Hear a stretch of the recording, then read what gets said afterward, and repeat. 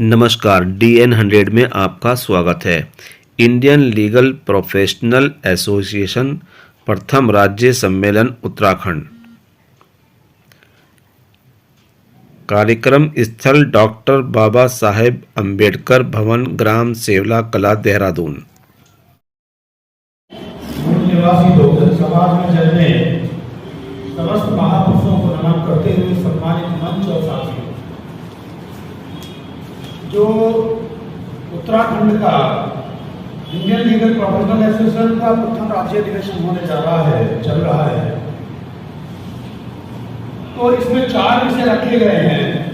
पहला विषय है वकीलों का राष्ट्रव्यापी संगठन बनाए बगैर मानवीय अधिकारों के लिए लड़ने वालों का संरक्षण नहीं हो सकता, इसलिए जन आंदोलन हेतु वकीलों का राष्ट्रव्यापी संगठन अनिवार्य है।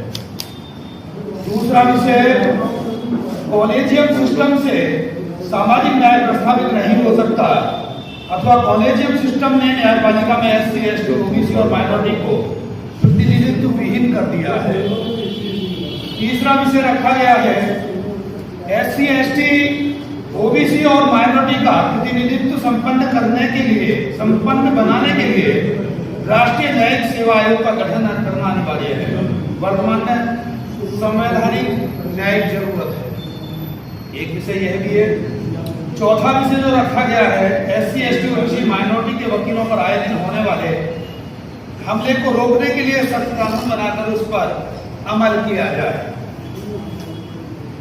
तो मैं थोड़ा सा इन पर बात करने से पहले मैं जरूरी समझता हूं, क्योंकि बहुत सारी बातें यहां पर रखी गई और उन बातों को दृष्टिगत रखते हुए जो विषय रखे गए हैं उसके पीछे षड्यंत्र क्या है, पहले उसको जानना जरूरी है।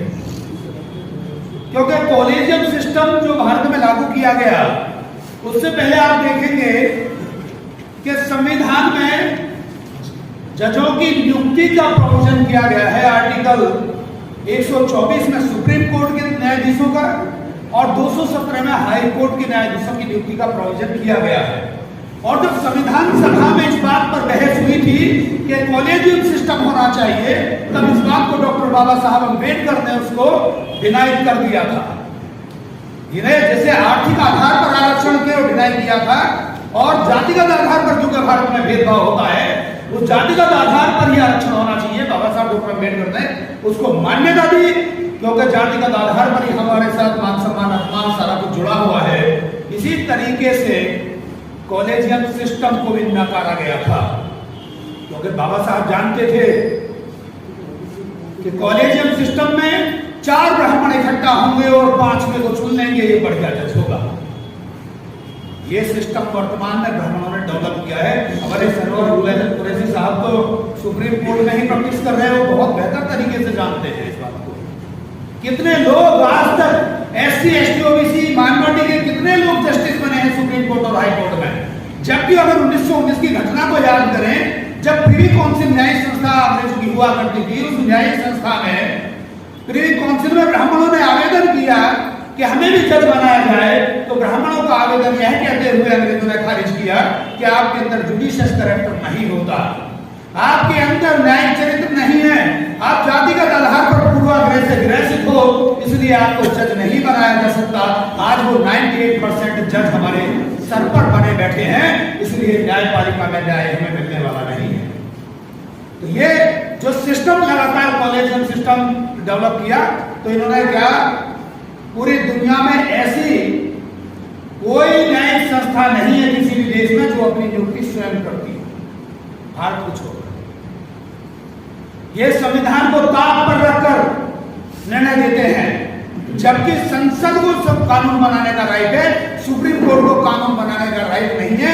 अगर सरकार चाहती तो इस और जो इन्होंने जजमेंट दिया 3 जजों का, 3 जजों की नियुक्ति के संदर्भ में जब जजमेंट दिया 1993 से लेकर 98 तक की ये प्रोसीडिंग चली, तब ये चाहते तो संसद में एक ऑर्डिनेंस लाते और उसको नल एंड अवॉइड कर सकते थे, लेकिन सरकार ने ऐसा नहीं किया।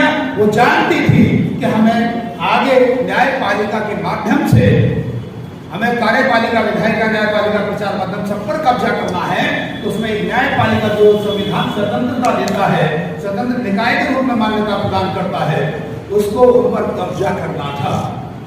और कब्जा करने का परिणाम, कब्जा किस तरीके से किया? ये